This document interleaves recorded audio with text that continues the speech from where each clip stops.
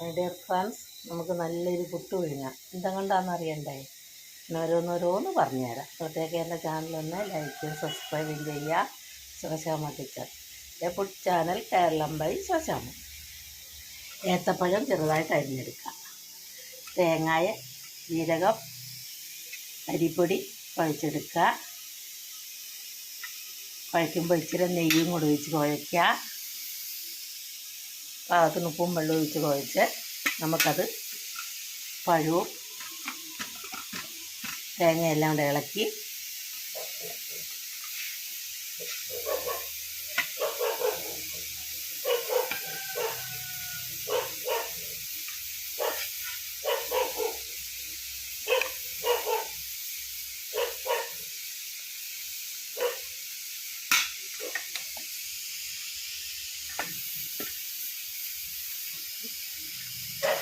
പുട്ടും കുറ്റിയുടെ മുകളിൽ ഇങ്ങനെ ഇട്ട് കൊടുക്കാം. എന്നിട്ട് നമുക്കത് ഇട്ട് കൊടുക്കാം. വേവട്ടെ.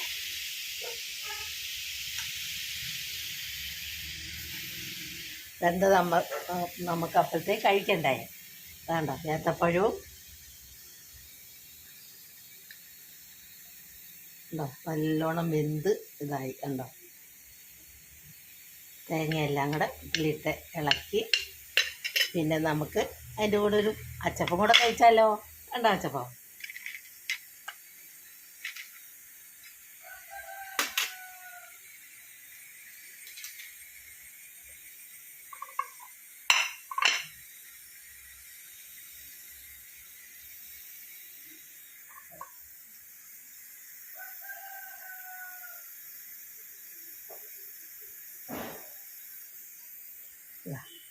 ഏത്തപ്പഴവും ഇങ്ങനെ അങ്ങോട്ട് ഇളക്കി ഒരച്ചപ്പം എടുത്ത് ഇങ്ങനെ അങ്ങോട്ട് പൊടിച്ച് അതിനകത്ത് ഇട്ടിട്ട് ഇളക്കി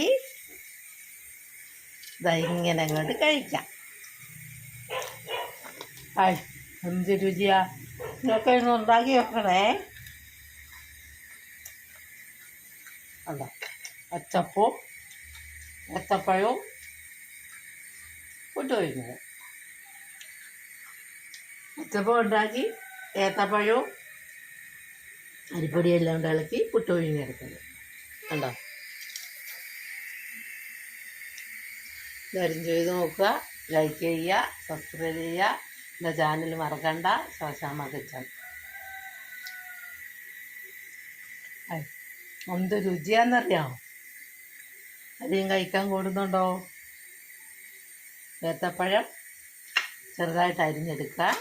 ഇതുപോലെ അരിഞ്ഞെടുത്ത് അതിൽ തേങ്ങയും ജീരകവും ഏലക്കായും എല്ലാം കൂടി ഇട്ട് ഇളക്കി പുട്ടുകുറ്റിയിൽ അരിപ്പൊടി ഇതെല്ലാം കൂടെ വാരി വെച്ച് പുഴുങ്ങിയെടുക്കുക.